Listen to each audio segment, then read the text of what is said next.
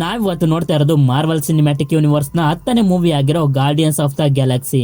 ಹಿಂದಿನ 9 ಮೂವಿಗಳನ್ನ ನೀವು ಇನ್ನು ನೋಡಿಲ್ಲ ಅಂದ್ರೆ ಡಿಸ್ಕ್ರಿಪ್ಷನ್ ಅಲ್ಲಿ ಪ್ಲೇ ಲಿಸ್ಟ್ ನ ಲಿಂಕ್ ಇರುತ್ತೆ, ಅಲ್ಲಿಂದ ಕ್ಲಿಕ್ ಮಾಡಿ ಎಲ್ಲಾ ಮೂವಿಗಳನ್ನ ನೋಡಬಹುದು. ಈ ಮೂವಿಯ ಕತೆ ಕಡೆಗೆ ಬಂದ್ರೆ ಇದು ಭೂಮಿಯಿಂದ ಹೊರಗೆ ಅಂದ್ರೆ ಸ್ಪೇಸ್ ನಲ್ಲಿ ನಡೆಯೋ ಒಂದು ಅಡ್ವೆಂಚರಸ್ ಮೂವಿ. ಈ ಮೂವಿ ನನ್ನ ಪರ್ಸನಲ್ ಫೇವರೇಟ್, ನಿಮ್ಗೂ ಕೂಡ ಇಷ್ಟ ಆಗ್ಬೋದು, ಅದಕ್ಕೆ ಕೊನೆವರೆಗೂ ನೋಡ್ತಾ ಹೋಗಿ.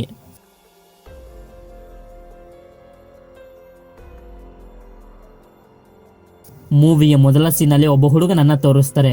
ಈ ಹುಡುಗನ ಹೆಸರು ಪೀಟರ್ ಕ್ವಿಲ್ ಅಂತ. ಇವನ ತಾಯಿ ಕ್ಯಾನ್ಸರ್ ನ ಕೊನೆಯ ಸ್ಟೇಜ್ ನಲ್ಲಿ ಇರ್ತಾರೆ. ಹಾಗೆ ಅವನಿಗೆ ಒಂದು ಮಾತನ್ನ ಹೇಳ್ತಾರೆ, ಅದೇನಂದ್ರೆ ನಿನ್ನ ತಂದೆ ಒಬ್ಬರು ಏಂಜಲ್, ಆಕಾಶದಲ್ಲಿರೋ ನಕ್ಷತ್ರ, ಅವರು ನಿನ್ನನ್ನ ಹುಡ್ಕೊಂಡು ಬಂದೇ ಬರ್ತಾರೆ ಅಂತ. ಈ ಮಾತನ್ನ ಹೇಳ್ತಾನೆ ಅವರ ಕೊನೆಯ ಉಸಿರನ್ನ ಎಳಿತಾರೆ. ಪೀಟರ್ಗೆ ಇದರಿಂದ ತುಂಬಾನೇ ಬೇಜಾರಾಗುತ್ತೆ. ಎಮೋಷನ್ ಗಳನ್ನ ಕಂಟ್ರೋಲ್ ಮಾಡ್ಕೊಳಕ್ಕಾಗದೆ ಅಲ್ಲಿಂದ ಹೊರಗೆ ಓಡಿ ಬಂದು ಅಳ್ತಿರ್ತಾನೆ. ಆಗ ಅಲ್ಲಿಗೆ ಒಂದು ಸ್ಪೇಸ್ ಶಿಪ್ ಬರುತ್ತೆ. ಇದು ಸ್ಪೇಸ್ ಸೆಂಟರ್ ಗಳ ಶಿಪ್. ಇವರನ್ನ ರೆವೆಜರ್ಸ್ ಅಂತಾನೂ ಕೂಡ ಕರೀತಾರೆ. ಈ ರೆವೆಜರ್ಸ್ ನ ಲೀಡರ್ ನ ಹೆಸರು ಯೋಂಡು ಅಂತ. ಯೋಂಡು ಒಂದು ಕಾರಣಕ್ಕೆ ಪೀಟರ್ ನ ಅಲ್ಲಿಂದ ಕಿಡ್ನಾಪ್ ಮಾಡ್ಕೊಂಡು ಹೊರಟು ಹೋಗ್ತಾನೆ. ನಂತರ ಸೀನ್ 26 ವರ್ಷಗಳ ಮುಂದಕ್ಕೆ ಶಿಫ್ಟ್ ಆಗುತ್ತೆ. ಇಲ್ಲಿ ನಮ್ಗೆ ಕಿಡ್ನಾಪ್ ಆಗಿದ್ದ ಪೀಟರ್ ಕ್ವಿಲ್ ನ ತೋರಿಸ್ತಾರೆ. ಪೀಟರ್ ಈಗ ಅದೇ ಸ್ಪೇಸ್ ಸೆಂಟರ್ಸ್ ಗಳ ಜೊತೆ ಸೇರ್ಕೊಂಡು ಒಬ್ಬ ಕಳ್ಳನಾಗಿರ್ತಾನೆ. ಹಾಗೆ ಸ್ಟಾರ್ ಲೋಡ್ ಅಂತ ಹೆಸರನ್ನು ಕೂಡ ಪಡ್ಕೊಂಡಿರ್ತಾನೆ. ಈಗ ಇವನು ಮೊರಾಗ್ ಅನ್ನೋ ಒಂದು ಗ್ರಹಕ್ಕೆ ಬಂದಿರ್ತಾನೆ. ಯಾಕೆಂದ್ರೆ ಆರ್ಬ್ ಅನ್ನೋ ಒಂದು ವಸ್ತುನ ಕದಿಯೋದಕ್ಕೆ. ಇದೊಂದು ಪಾಳು ಬಿದ್ದ ಗ್ರಹ, ಆದ್ರಿಂದ ಇವನು ಆರಾಮಾಗಿ ಆರ್ಬ್ ಇರೋ ಜಾಗಕ್ಕೆ ಹೋಗಿ ಅದನ್ನ ತಗೋತಾನೆ. ಅದೇ ಸಮಯಕ್ಕೆ ಅಲ್ಲಿಗೆ ರೋನನ್ ನ ಕಡೆಯ ಏಲಿಯನ್ಸ್ ಗಳು ಬಂದು ಆರ್ಬ್ ಅನ್ನ ಪೀಟರ್ ಇಂದ ಕಿತ್ಕೊಳ್ಳಕ್ಕೆ ನೋಡ್ತಾರೆ. ಈ ರೋನನ್ ಯಾರು, ಅವನಿಗೆ ಯಾಕೆ ಆರ್ಬ್ ಬೇಕು ಅಂತ ನಮ್ಗೆ ಮುಂದೆ ಗೊತ್ತಾಗುತ್ತೆ. ಪೀಟರ್ ತುಂಬಾ ಇಂಟೆಲಿಜೆಂಟ್ ಕಳ್ಳನಾಗಿರ್ತಾನೆ, ಆದ್ರಿಂದ ಆರ್ಬ್ ನ ತಗೊಂಡು ಅವರಿಂದ ತಪ್ಪಿಸ್ಕೊಂಡು ಆ ಗ್ರಹದಿಂದ ಹೊರಗಡೆ ಬರ್ತಾನೆ. ನಂತರ ಯೋಂಡು ಪೀಟರ್ ನ ಕಾಂಟ್ಯಾಕ್ಟ್ ಮಾಡಿ ಹೇಳ್ತಾನೆ, ಆರ್ಬ್ ನ ತಗೊಂಡು ನನ್ನ ಹತ್ರ ಬಾ ಅಂತ. ಇವನು ಬೇರೆ ಯಾರು ಅಲ್ಲ, 26 ವರ್ಷಗಳ ಹಿಂದೆ ಪೀಟರ್ ನ ಕಿಡ್ನಾಪ್ ಮಾಡಿದವನೇ. ಆದ್ರೆ ಪೀಟರ್ ಆಗೋದಿಲ್ಲ, ನಾನು ಇನ್ ಮುಂದೆ ನಿನ್ ಜೊತೆ ಕೆಲಸ ಮಾಡೋದಕ್ಕೆ ಆಗೋದಿಲ್ಲ ಅಂತ ಹೇಳಿ ಕಾಲನ್ನ ಕಟ್ ಮಾಡ್ತಾನೆ. ಇದರಿಂದ ಯೋಂಡುಗೆ ತುಂಬಾ ಕೋಪ ಬರುತ್ತೆ. ಆದ್ರಿಂದ ಪೀಟರ್ ಕ್ವಿಲ್ ನ ಯಾರು ಜೀವಂತವಾಗಿ ಕರ್ಕೊಂಡ್ ಬರ್ತಾರೋ ಅವರಿಗೆ ತುಂಬಾ ದುಡ್ಡನ್ನ ಕೊಡ್ತೀನಿ ಅಂತ ಎಲ್ಲಾ ಕಡೆನೂ ಅನೌನ್ಸ್ ಮಾಡಿಸ್ತಾನೆ.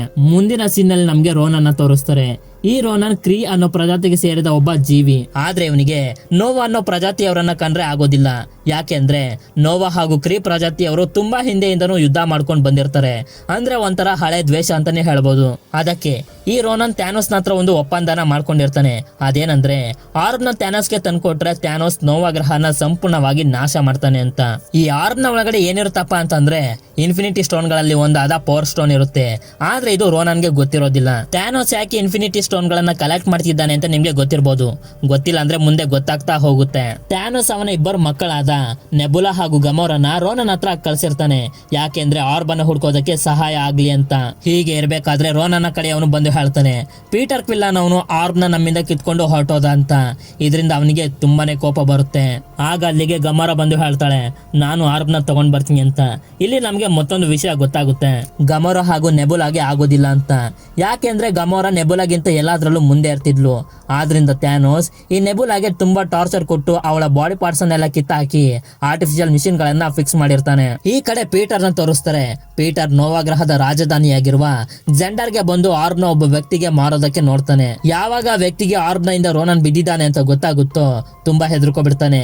ಯಾಕೆಂದ್ರೆ ಅವನಿಗೆ ಗೊತ್ತಿತ್ತು ರೋನನ್ಗೆ ನೋವಾ ಗ್ರಹದ ಜನರನ್ನ ಕಂಡ್ರೆ ಆಗೋದಿಲ್ಲ. ನಾನೇನಾದ್ರೂ ಆರ್ಬ್ ನ ತಗೊಂಡಿರೋ ವಿಷಯ ಅವನಿಗೆ ಗೊತ್ತಾದ್ರೆ ನನ್ನನ್ನ ಕೊಂದೇ ಹಾಕ್ಬಿಡ್ತಾನೆ ಅಂತ. ಆದ್ರಿಂದ ಆರ್ಬ್ ನ ಮತ್ತೆ ಪೀಟರ್ಗೆ ಕೊಟ್ಟು ಅವನನ್ನ ಅಲ್ಲಿಂದ ಆಚೆ ಕಳಿಸ್ಬಿಡ್ತಾನೆ. ಹೊರಗಡೆ ನೋಡಿದ್ರೆ ಅಲ್ಲಿಗೆ ಗೊಮರ ಬಂದಿರ್ತಾಳೆ. ಗೊಮರ ಪೀಟರ್ ನಿಂದ ಆರ್ಬ್ ನ ಕಿತ್ಕೊಂಡು ಅಲ್ಲಿಂದ ಓಡೋಗ್ತಾಳೆ. ಪೀಟರ್ ಅವಳಿಂದ ಮತ್ತೆ ಆರ್ಬ್ ನ ಕಿತ್ಕೊಳ್ಳಕ್ಕೆ ನೋಡ್ತಿದ್ದಾಗ ಅಲ್ಲಿಗೆ 2 ಜೀವಿಗಳು ಬರ್ತವೆ. ಇದ್ರ ಹೆಸರು ಗ್ರೂಟ್ ಆದ್ರೆ ಇದ್ರ ಹೆಸರು ರಾಕೆಟ್ ಅಂತ. ಇವರು ಇಲ್ಲಿಗೆ ಬಂದಿರೋದಕ್ಕೆ ಕಾರಣ ಪೀಟರ್ ಕ್ವಿಲ್ ನ ಹಿಡ್ಕೊಂಡೋಗಿ ಯೋಂಡುಗೆ ಕೊಟ್ಟು ಅವನ ಹತ್ರ ದುಡ್ಡನ್ನ ಇಸ್ಕೊಳ್ಳೋದಕ್ಕೆ. ಪೀಟರ್ ನ ಅವರು ಕಿಡ್ನಾಪ್ ಮಾಡ್ಕೊಂಡು ಹೋಗ್ತಿರ್ಬೇಕಾದ್ರೆ ಅಲ್ಲಿಗೆ ನೋವಾ ಗ್ರಹದ ಪೊಲೀಸ್ ನೋವಾ ಕಾಪ್ಸ್ ಬಂದು ಜಗಳ ಆಡ್ತಿರೋದಕ್ಕೆ ಅವ್ರನ್ನೆಲ್ಲ ಅರೆಸ್ಟ್ ಮಾಡಿ ಜೈಲಿಗೆ ಹಾಕ್ತಾರೆ. ಈ ಜೈಲ್ ನಲ್ಲಿ ಗಮೋರನ ಎಲ್ಲರೂ ದ್ವೇಷ ಮಾಡ್ತಿರ್ತಾರೆ. ಯಾಕೆಂದ್ರೆ ಇವಳು ಥ್ಯಾನೋಸ್ ನ ಮಗಳು, ಹಾಗೆ ರೋನನ್ ಗೋಸ್ಕರ ಕೆಲಸ ಮಾಡ್ತಿದ್ದಾಳೆ ಅಂತ. ರೋನನ್ ಹಾಗೂ ಥ್ಯಾನೋಸ್ ತುಂಬಾ ಗ್ರಹಗಳನ್ನ ನಾಶ ಮಾಡಿರ್ತಾರೆ. ಅದರಲ್ಲಿ ಉಳಿದ ಅಲ್ಪ ಸ್ವಲ್ಪ ಜನರೇ ಈ ಜೈಲ್ ನಲ್ಲಿರೋದು. ಇಲ್ಲಿರೋರೆಲ್ಲ ಒಂದಲ್ಲ ಒಂದು ರೀತಿಲಿ ಥ್ಯಾನೋಸ್ ಹಾಗೂ ರೋನನ್ ಇಂದ ತೊಂದರೆ ಅನುಭವಿಸಿರೋರೆ. ಆ ಕೈದಿಗಳೆಲ್ಲ ಗಮೋರನ್ನ ಸಾಯಿಸಬೇಕು ಅಂತ ಪ್ರಯತ್ನ ಪಡ್ತಿದ್ದಾಗ ಅಲ್ಲಿಗೆ ಡ್ರಾಕ್ಸ್ ಅನ್ನೋ ಒಬ್ಬ ಕೈದಿ ಬರ್ತಾನೆ. ಇವನ ಕಂಪ್ಲೀಟ್ ಫ್ಯಾಮಿಲಿಯನ್ನ ರೋನನ್ ಕೊಂದು ಹಾಕಿರ್ತಾನೆ ಥ್ಯಾನೋಸ್ ಹೇಳ್ದ ಅಂತ. ಆದ್ರಿಂದ ಡ್ರಾಕ್ಸ್ ರೋನನ್ ಹಾಗೂ ಥ್ಯಾನೋಸ್ ನ ಸಾಯಿಸಲೇಬೇಕು ಅಂತ ಬದುಕಿರ್ತಾನೆ. ಗಮೋರ ಅವರಿಗೆಲ್ಲ ಹೇಳ್ತಾಳೆ, ನಾನು ಥ್ಯಾನೋಸ್ ನ ಮಗಳಲ್ಲ, ಹಾಗೆ ರೋನನ್ ಗೋಸ್ಕರನು ಕೂಡ ಕೆಲಸ ಮಾಡ್ತಿಲ್ಲ. ನಾನು ಒಂದು ಕಷ್ಟದ ಪರಿಸ್ಥಿತಿಲಿ ಅವರ ಮಧ್ಯೆ ಸಿಗಾಕೊಂಡಿದ್ದೀನಿ ಅಂತ. ಆದ್ರೆ ಅಲ್ಲಿರೋರು ಯಾರು ಕೂಡ ಅವಳನ್ನ ನಂಬೋದೇ ಇಲ್ಲ. ಡ್ರಾಕ್ಸ್ ರೋನನ್ ಹಾಗೂ ಥ್ಯಾನೋಸ್ ನ ಕೊಲ್ಲ ಮೊದ್ಲು ಈ ಗಮೋರನ್ನ ಕೊಲ್ಬೇಕು ಅಂತ ನೋಡ್ತಿದ್ದಾಗ ಅಲ್ಲಿಗೆ ಪೀಟರ್ ಬಂದು ಹೇಳ್ತಾನೆ, ನೀನು ಅವಳನ್ನ ಕೊಂದು ಹಾಕಿದ್ರೆ ರೋನನ್ ಎಲ್ಲಿದ್ದಾನೆ ಅಂತ ನಿನ್ಗೆ ಗೊತ್ತಾಗುತ್ತೆ, ಅದಕ್ಕೆ ಅವಳನ್ನ ಉಳಿಸು, ಅವಳು ನಿನ್ನನ್ನ ರೋನನ್ ಹತ್ರ ಕರ್ಕೊಂಡು ಹೋಗ್ತಾಳೆ ಎಂದಾಗ ಡ್ರಾಕ್ಸ್ ಕೂಡ ಸುಮ್ಮನಾಗ್ತಾನೆ. ರಾಕೆಟ್ ಪೀಟರ್ ಹಾಗೂ ಗಮೋರಾಗೆ ಹೇಳ್ತಾನೆ, ಪೀಟರ್ ನ ಯೋಂಡೋಗೆ ಹಿಡ್ಕೊಟ್ಟು ದುಡ್ಡು ಮಾಡೋಣ ಅಂತ ನಾನು ಹಾಗೆ ಗ್ರೂಟ್ ಅನ್ಕೊಂಡಿದ್ವಿ ಅಂತ. ಗಮೋರಾ ಅವರಿಬ್ರಿಗೂ ಒಂದು ಇಂಪಾರ್ಟೆಂಟ್ ಆದ ವಿಷಯನ ಹೇಳ್ತಾಳೆ. ನನಗೆ ಒಬ್ಬ ವ್ಯಕ್ತಿ ಗೊತ್ತು, ಆರ್ಬ್ ನಾವು ಅವನಿಗೆ ಕೊಟ್ರೆ ಅವನು ನಮ್ಗೆ ತುಂಬಾ ದುಡ್ಡನ್ನ ಕೊಡ್ತಾನೆ, ನಾವು ಅದನ್ನ ಆಮೇಲೆ ಬೇಕಾದ್ರೆ ಹಂಚ್ಕೊಳ್ಬಹುದು. ಆರ್ಬ್ ರೋನನ್ ಕೈಗೆ ಕೊಟ್ರೆ ಬರೀ ನಾಶನೇ ಆಗೋದು, ಆದ್ರಿಂದ ನನ್ಗೂ ಕೂಡ ಇಷ್ಟ ಇಲ್ಲ ಇದನ್ನ ಅವನ ಕೈಗೆ ಕೊಡೋಕೆ ಅಂತ. ನಂತರ ಈ 3 ಜನನು ಇಲ್ಲಿಂದ ತಪ್ಪಿಸ್ಕೊಳಕ್ಕೆ ಪ್ಲಾನ್ ಮಾಡಿ ಡ್ರಾಕ್ಸ್ ನ ಕರ್ಕೊಂಡು ಈ ಜೈಲಿನಿಂದ ತಪ್ಪಿಸ್ಕೊಳ್ತಾರೆ. ಈ ಕಡೆ ರೋನನ್ಗೆ ಗಮೋರಾ ಮೋಸ ಮಾಡ್ತಿರೋ ವಿಷಯ ಗೊತ್ತಾಗುತ್ತೆ. ಆದ್ರಿಂದ ಥ್ಯಾನೋಸ್ ಹತ್ರ ಹೋಗಿ ಹೇಳ್ತಾನೆ, ಗಮೋರಾ ನಮ್ಗೆ ಮೋಸ ಮಾಡ್ತಿದ್ದಾಳೆ ಅಂತ. ಥ್ಯಾನೋಸ್ ಅವನಿಗೆ ಹೇಳ್ತಾನೆ, ರೋನನ್ ನಿನಗೆ ಕೊಟ್ಟಿರೋ ಒಂದು ಕೆಲಸನೂ ಕೂಡ ನೀನು ಸರಿಯಾಗಿ ಮಾಡ್ತಿಲ್ಲ, ನಿನ್ನಿಂದ ಗಮೋರಾ ದೂರ ಆದ್ಲು. ಮುಂದಿನ ಸಾರಿ ನೀನು ಆರ್ಬ್ ಇಲ್ದೆ ಇಲ್ಲಿಗೆ ಬಂದ್ರೆ ನೋವಾ ಗ್ರಹನ ನಾಶ ಮಾಡ್ತೀನಿ ಇಲ್ವೋ ನನ್ಗೆ ಗೊತ್ತಿಲ್ಲ, ಆದ್ರೆ ನಿನ್ನನ್ನ ಮಾತ್ರ ಸಾಯಿಸ್ತೀನಿ ಅಂತ. ಇಲ್ಲಿಂದ ರೋನನ್ಗೆ ಥ್ಯಾನೋಸ್ ನ ಮೇಲೆ ದ್ವೇಷ ಶುರು ಆಗುತ್ತೆ. ನೆಬುಲಾ ಆರ್ಬ್ ನಾನ್ ತರ್ತೀನಿ ಅಂತ ಹೇಳಿ ರೋನನ್ ಜೊತೆ ಹೋಗ್ತಾಳೆ. ನಂತರ ಪೀಟರ್, ಗಮೋರಾ, ಡ್ರಾಕ್ಸ್, ರಾಕೆಟ್, ಗ್ರೂಟ್ ಎಲ್ಲರನ್ನು ನೋವೇರ್ ಅನ್ನೋ ಒಂದು ಗ್ರಹಕ್ಕೆ ಬರ್ತಾರೆ. ಇದೇ ಗ್ರಹದಲ್ಲಿ ಇವರು ಆರ್ಬ್ ನ ಮಾರೋದಕ್ಕೆ ಬಂದಿರೋದು. ಇಲ್ಲಿ ಗಮೋರಾ ಪೀಟರ್ಗೆ ಹೇಳ್ತಾಳೆ, ನಾನು ಥ್ಯಾನೋಸ್ ನ ಮಗಳಲ್ಲ, ನಾನು ಚಿಕ್ಕವಳಿರ್ಬೇಕಾದ್ರೆ ಥ್ಯಾನೋಸ್ ನನ್ನ ಗ್ರಹಕ್ಕೆ ಬಂದು ನಮ್ಮ ಗ್ರಹದಲ್ಲಿರೋ 1/2 ಜನರನ್ನ ಕೊಂದು ಹಾಕ್ತಾ, ಅದ್ರಲ್ಲಿ ನನ್ನ ತಂದೆ ತಾಯಿ ಕೂಡ ಇದ್ರು, ನಾನು ಅನಾಥೆ ಆದೆ. ಆಗಿನಿಂದ ಥ್ಯಾನೋಸ್ ನನ್ನ ಬೆಳೆಸಿ ಒಂದು ಡೇಂಜರಸ್ ಕಿಲ್ಲರ್ ಆಗಿ ಮಾಡ್ದ, ಅವನ ಕೆಲಸಗಳನ್ನ ಮಾಡ್ಕೊಡೋಕೆ. ಯಾವಾಗ ಥ್ಯಾನೋಸ್ ಆರ್ಬ್ಗೋಸ್ಕರ ಒಂದು ಗ್ರಹವನ್ನೇ ನಾಶ ಮಾಡ್ತಿದ್ದಾನೆ ಅಂತ ನಮ್ಗೆ ಗೊತ್ತಾಯ್ತು, ನಾನು ಥ್ಯಾನೋಸ್ ಇಂದ ದೂರ ಆಗ್ಬೇಕು, ಹಾಗೆ ಆರ್ಬ್ ನ ಥ್ಯಾನೋಸ್ಗೆ ಸಿಗದೆ ಇರೋ ತರ ನೋಡ್ಕೋಬೇಕು ಅಂತ ಡಿಸೈಡ್ ಮಾಡಿದೆ ಅಂತ. ನಂತರ ಇವರೆಲ್ಲ ಆರ್ಬ್ ನ ಮಾರೋದಕ್ಕೆ ಕಲೆಕ್ಟರ್ ಹತ್ರ ಬರ್ತಾರೆ. ಇವನು ಬೇರೆ ಯಾರು ಅಲ್ಲ, ಥಾರ್ ದ ಡಾರ್ಕ್ ವರ್ಲ್ಡ್ ಮೂವಿಯ ಪೋಸ್ಟ್ ಕ್ರೆಡಿಟ್ ಸೀನ್ ನಲ್ಲಿ ಥಾರ್ ನ ಫ್ರೆಂಡ್ಸ್ ಆದ ವೋಲ್ಸ್ಟ್ಯಾಗ್ ಹಾಗೂ ಶೀಪ್ ಈ ತರನ ರೂಪದಲ್ಲಿರೋ ರಿಯಾಲಿಟಿ ಸ್ಟೋರ್ ನ ಕೊಟ್ಟಿರ್ತಾರಲ್ಲ, ಅದೇ ಕಲೆಕ್ಟರ್ ಇವನು. ಈ ಕಲೆಕ್ಟರ್ ಆರ್ಬ್ ನ ನೋಡಿ ತುಂಬಾ ಖುಷಿ ಆಗೋಗ್ತಾನೆ. ಅದನ್ನ ಒಂದು ಮಿಷಿನ್ ಗೆ ಹಾಕಿ ಇವರಿಗೆಲ್ಲ ಹೇಳ್ತಾ ಹೋಗ್ತಾನೆ, ಈ ಬ್ರಹ್ಮಾಂಡ ಹುಟ್ಟೋಕು ಮುಂಚೆ 6 ಸಿಂಗುಲಾರಿಟಿಗಳಿದ್ದು, ಆಗ ಬ್ರಹ್ಮಾಂಡದಲ್ಲಿ ಒಂದು ದೊಡ್ಡ ಬ್ಲಾಸ್ಟ್ ಆಯ್ತು. ಆ ಬ್ಲಾಸ್ಟ್ ಇಂದ 6 ಸಿಂಗುಲಾರಿಟಿಗಳು 6 ಇನ್ಫಿನಿಟಿ ಸ್ಟೋನ್ ಗಳಾಗಿ ಬದಲಾದವು. ಈ ಇನ್ಫಿನಿಟಿ ಸ್ಟೋನ್ ಗಳು ಎಷ್ಟು ಶಕ್ತಿಶಾಲಿ ಅಂದ್ರೆ ಸೆಲೆಸ್ಟಿಯಲ್ಸ್ ಗಳು ಒಂದು ಗ್ರಹವನ್ನ ಅಥವಾ ಇಡೀ ಒಂದು ಪ್ರಜಾತಿಯನ್ನೇ ನಾಶ ಮಾಡೋದಕ್ಕೆ ಈ ಸ್ಟೋನ್ ಗಳನ್ನ ಉಪಯೋಗಿಸ್ತಿದ್ರು. ಈ ಸೆಲೆಸ್ಟಿಯಲ್ಸ್ ಗಳು ಯಾರು ಏನು ಎತ್ತ ಅಂತ ನಮ್ಗೆ ಮುಂದಿನ ಮೂವಿಗಳಲ್ಲಿ ಗೊತ್ತಾಗ್ತಾ ಹೋಗುತ್ತೆ. ಈ ಇನ್ಫಿನಿಟಿ ಸ್ಟೋನ್ ಗಳನ್ನ ಅತ್ಯಂತ ಶಕ್ತಿಶಾಲಿಯಾದ ಜೀವಿಗಳು ಮಾತ್ರ ಸಂಭಾಳಿಸೋದಕ್ಕಾಗೋದು. ಈಗ ಆರ್ಬ್ ನಲ್ಲಿ ಇರೋದು ಪವರ್ ಸ್ಟೋನ್.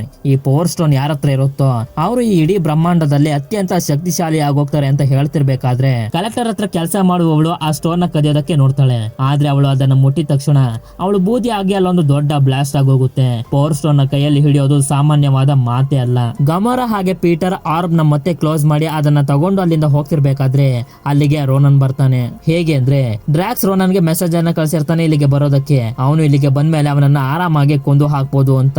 ಆದ್ರೆ ರೋನನ್ ತುಂಬಾ ಸ್ಟ್ರಾಂಗ್ ಆಗಿರ್ತಾನೆ. ಡ್ರಾಕ್ಸ್ ಗೆ ನೀರು ಕುಡಿದಷ್ಟು ಸುಲಭವಾಗಿ ಚೆನ್ನಾಗಿ ಹೊಡೆದು ಅವನನ್ನ ಅಲ್ಲೇ ಬಿಸಾಕಿ ಅವನು ಅಲ್ಲಿಂದ ಹೊರಟೋಗ್ತಾನೆ. ಈ ಕಡೆ ಪೀಟರ್, ರಾಕೆಟ್, ಗಮೋರಾ ಚಿಕ್ಕ ಚಿಕ್ಕ ಏರ್ ಕ್ರಾಫ್ಟ್ ನ ತಗೊಂಡು ಆರ್ಬ್ ರೋನನ್ ಕೈಗೆ ಸಿಗಬಾರ್ದು ಅಂತ ಅಲ್ಲಿಂದ ತಪ್ಪಿಸ್ಕೋತಾರೆ. ಈ ಸಮಯದಲ್ಲಿ ಆರ್ಬ್ ಗಮೋರಾ ಹತ್ರ ಇರುತ್ತೆ. ಆಗ ಅಲ್ಲಿಗೆ ನೆಬುಲಾ ಬಂದು ಗಮೋರಾ ಇದ್ದ ಏರ್ ಕ್ರಾಫ್ಟ್ ನ ಬ್ಲಾಸ್ಟ್ ಮಾಡಿ ಆರ್ಬ್ ನ ತಗೊಂಡು ಅಲ್ಲಿಂದ ಹೊರಟೋಗ್ತಾಳೆ. ಸ್ಪೇಸ್ ನಲ್ಲಿ ಯಾವುದೇ ಪ್ರೊಟೆಕ್ಷನ್ ಇಲ್ಲದೆ ಗಮೋರಾ ಅಲ್ಲಿ ಉಸಿರಾಡಿ ಸತ್ತೋಗ್ತಿರ್ತಾಳೆ. ಆಗ ಅದೇ ಸಮಯಕ್ಕೆ ಅಲ್ಲಿಗೆ ಪೀಟರ್ ಬಂದು ಅವನ ಪ್ರಾಣನೇ ಒತ್ತೆ ಇಟ್ಟು ಗಮೋರನ್ನ ಕಾಪಾಡ್ತಾನೆ. ಪೀಟರ್ ಇನ್ನೇನು ಸತ್ತೋಗ್ಬೇಕು ಅನ್ನೋಷ್ಟರಲ್ಲಿ ಯೋಂಡೋ ಅವನ ಟೀಮ್ ನ ಜೊತೆ ಬಂದು ಗಮೋರಾ ಹಾಗೆ ಪೀಟರ್ ನ ಕಾಪಾಡ್ತಾನೆ. ಆರ್ಬ್ ನ ಪೀಟರ್ ಯೋಂಡೋ ಹತ್ರ ತಗೊಂಡ್ ಬರ್ಲಿಲ್ಲ ಅಂತ ಯೋಂಡೋಗೆ ತುಂಬಾ ಕೋಪ ಬಂದಿರುತ್ತೆ. ಆದ್ರೆ ಪೀಟರ್ಗೆ ಅವನು ಏನು ಕೂಡ ಮಾಡೋದಿಲ್ಲ.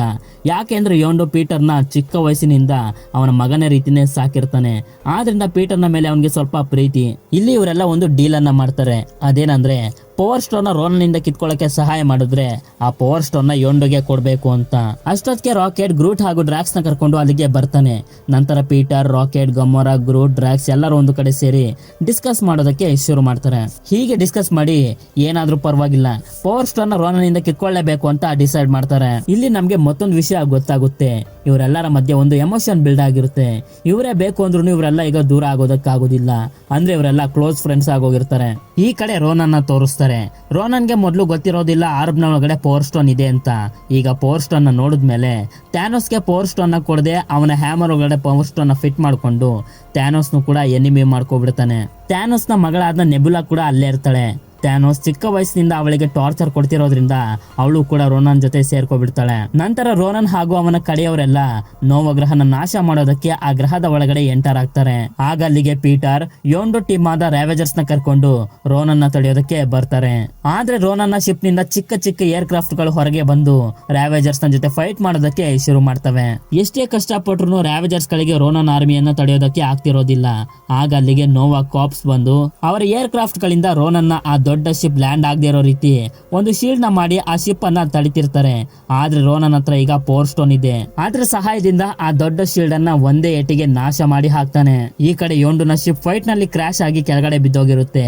ಆಗ ಅವನ ಹತ್ರ ರೋನನ್ ಕಡೆಯ ಏಲಿಯನ್ಸ್ ಗಳು ಬಂದು ಅವನನ್ನ ಸಾಯಿಸೋದಕ್ಕೆ ನೋಡಿದಾಗ ಯೋಂಡು ಅವನ ಸೀಕ್ರೆಟ್ ವೆಪನ್ ಆರೋನ ತೆಗಿತಾನೆ.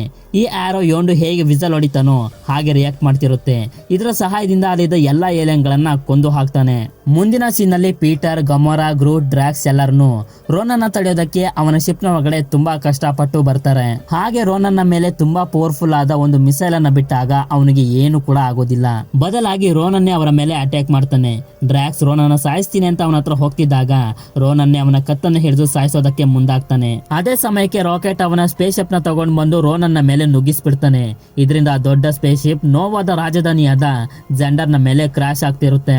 ಆಗ ಗ್ರೂಟ್ ಅವನ ಪ್ರಾಣನೇ ಒತ್ತೆ ಇಟ್ಟು ಅವರ ಸುತ್ತಲೂ ಒಂದು ಪ್ರೊಟೆಕ್ಟಿವ್ ಶೀಲ್ಡ್ ಅನ್ನ ಮಾಡ್ತಾನೆ. ಆಗ ರಾಕೆಟ್ ಗ್ರೂಟ್ಗೆ ಹೇಳ್ತಾನೆ, ಗ್ರೂಟ್ ಯಾಕೆ ಹೀಗೆ ಮಾಡ್ತಿದ್ಯಾ, ಇದರಿಂದ ನೀನು ಉಳಿಯೋದಿಲ್ಲ, ನೀನು ಸತ್ತು ಹೋಗ್ತೀಯ ಅಂದಾಗ ಗ್ರೂಟ್ ಒಂದೇ ಮಾತನ್ನ ಹೇಳೋದು, ನಾವೆಲ್ಲ ಫ್ರೆಂಡ್ಸ್ ಅಂತ. ಆ ಶಿಪ್ ಕ್ರಾಶ್ ಆಗಿ ಸ್ವಲ್ಪ ಸಮಯದ ನಂತರ ತೋರಿಸ್ತಾರೆ ಗ್ರೂಟ್ ಸಂಪೂರ್ಣವಾಗಿ ನಾಶ ಆಗೋಗಿರ್ತಾನೆ. ರೋನನ್ ಶಿಪ್ ನಿಂದ ಹೊರಗಡೆ ಬಂದು ಪವರ್ ಸ್ಟೋನ್ ನ ಸಹಾಯದಿಂದ ನೋವಾ ಗ್ರಹನ ನಾಶ ಮಾಡಬೇಕು ಅಂತ ಅವನ ಹ್ಯಾಮರ್ ನ ಮೇಲೆ ಎತ್ತುತ್ತಿರ್ತಾನೆ. ಆಗ ಪೀಟರ್ ವಿಚಿತ್ರವಾಗಿ ಡ್ಯಾನ್ಸ್ ಆಡ್ಕೊಂಡು ರೋನನ್ನ ಡಿಸ್ಟ್ರಾಕ್ಟ್ ಮಾಡೋದಕ್ಕೆ ಶುರು ಮಾಡ್ತಾನೆ. ಅದೇ ಸಮಯಕ್ಕೆ ರಾಕೆಟ್ ಹಾಗೂ ಡ್ರಾಕ್ಸ್ ಮಿಸೈಲ್ ನಿಂದ ಪವರ್ ಸ್ಟೋನ್ ಇದ್ದ ಹ್ಯಾಮರ್ ನ ಮೇಲೆ ಬ್ಲಾಸ್ಟ್ ಮಾಡ್ತಾರೆ. ಪವರ್ ಸ್ಟೋನ್ ಹೊರಗಡೆ ಬರ್ತಿದ್ದಂಗೆನೆ ಪೀಟರ್ ಹಾರಿ ಅದನ್ನ ಹಿಡ್ಕೋತಾನೆ. ಅದ್ರ ಪವರ್ ಅನ್ನ ಅವನ ಕೈಲಿ ಹೋಲ್ಡ್ ಮಾಡೋದಕ್ಕೆ ಆಗ್ತಿರೋದಿಲ್ಲ. ಅವನು ತುಂಬಾ ಕಷ್ಟ ಪಡ್ತಿರ್ತಾನೆ. ಪವರ್ ಸ್ಟೋನ್ ಇವನು ಹೇಗೆ ಹೋಲ್ಡ್ ಮಾಡಿ ಇಷ್ಟೊತ್ತವರೆಗೂ ಬದುಕಿದ್ದಾನೆ ಅಂತ ನಮ್ಗೆ ಮುಂದೆ ಗೊತ್ತಾಗುತ್ತೆ. ಪೀಟರ್ ಪವರ್ ಸ್ಟೋನ್ ಅನ್ನ ಕಂಟ್ರೋಲ್ ಮಾಡೋದಕ್ಕೆ ತುಂಬಾ ಪ್ರಯತ್ನ ಪಡ್ತಿದ್ದಾಗ ಗಮೋರಾ, ಡ್ರಾಕ್ಸ್, ರಾಕೆಟ್ ಇವರೆಲ್ಲರನ್ನು ಪವರ್ ಸ್ಟೋನ್ ಎನರ್ಜಿಯನ್ನ ಶೇರ್ ಮಾಡ್ಕೋತಾರೆ. ರೋನನ್ಗೆ ತುಂಬಾ ಆಶ್ಚರ್ಯ ಆಗ್ತಿರುತ್ತೆ ಪೀಟರ್ ಹೇಗೆ ಪವರ್ ಸ್ಟೋನ್ ಅನ್ನ ಹೋಲ್ಡ್ ಮಾಡಿ ಇನ್ನೂ ಕೂಡ ಬದುಕಿದ್ದಾನೆ ಅಂತ. ಪೀಟರ್ ಪವರ್ ಸ್ಟೋನ್ ನ ಸಹಾಯದಿಂದ ರೋನನ್ನ ಮೇಲೆ ಅಟ್ಯಾಕ್ ಮಾಡ್ತಾನೆ. ಇಲ್ಲಿಗೆ ರೋನನ್ನ ಕತೆ ಎಂಡ್ ಆಗುತ್ತೆ. ಹಾಗೆ ಗಮೋರಾ ಪವರ್ ಸ್ಟೋನ್ ಒಂದು ಗ್ಯಾಜೆಟ್ ನ ಒಳಗಡೆ ಕ್ಯಾಪ್ಚರ್ ಮಾಡ್ತಾಳೆ. ಅದೇ ಸಮಯಕ್ಕೆ ಅಲ್ಲಿಗೆ ಯೋಂಡು ಬಂದು ಹೇಳ್ತಾನೆ, ನಮ್ಮ ಡೀಲ್ ನೆನಪಿದೆಯಲ್ವಾ, ಪವರ್ ಸ್ಟೋನ್ ನನ್ನ ಕೈಗೆ ಕೊಡು ಅಂದಾಗ ಪೀಟರ್ ಅವನಿಗೆ ಅದನ್ನ ಕೊಟ್ಬಿಡ್ತಾನೆ. ರಾಕೆಟ್ ಗ್ರೂಟ್ ನ ಕಳ್ಕೊಂಡು ತುಂಬಾ ದುಃಖ ಪಡ್ತಿರ್ತಾನೆ. ಆಗ ಡ್ರಾಕ್ಸ್ ರಾಕೆಟ್ ಹತ್ರ ಬಂದು ಒಬ್ಬ ಒಳ್ಳೆ ಫ್ರೆಂಡ್ ನ ರೀತಿ ಸಮಾಧಾನ ಮಾಡ್ತಾನೆ. ನಂತರ ಸೀನ್ ನೋವಾ ಗ್ರಹದ ಹೆಡ್ ಆಫೀಸ್ ಗೆ ಶಿಫ್ಟ್ ಆಗುತ್ತೆ. ಇಲ್ಲಿ ನೋವಾ ಸೈಂಟಿಸ್ಟ್ ಗಳು ಹೇಳ್ತಾರೆ, ಪೀಟರ್ ನಿನ್ನ ತಾಯಿ ಮಾಮೂಲಿ ಮನುಷ್ಯಳೆ, ಆದ್ರೆ ನಿನ್ನ ತಂದೆ ಯಾವುದು ವಿಶೇಷವಾದ ಜೀವಿ, ಆದ್ರಿಂದಾನೇ ನೀನು ಪವರ್ ಸ್ಟೋನ್ ಅನ್ನ ಹೋಲ್ಡ್ ಮಾಡೋದಕ್ಕೆ ಆಗಿದ್ದು ಅಂತ. ಯೋಂಡು ಆ ಗ್ಯಾಜೆಟ್ ಅನ್ನು ಓಪನ್ ಮಾಡಿದಾಗ ಅದರಲ್ಲಿ ಪವರ್ ಸ್ಟೋನ್ ನ ಬದಲು ಒಂದು ಸಣ್ಣ ಗೊಂಬೆ ಇರುತ್ತೆ. ಆದ್ರೆ ಯೋಂಡು ಅದಕ್ಕೆ ಬೇಜಾರು ಮಾಡ್ಕೊಳ್ಳೋದಿಲ್ಲ.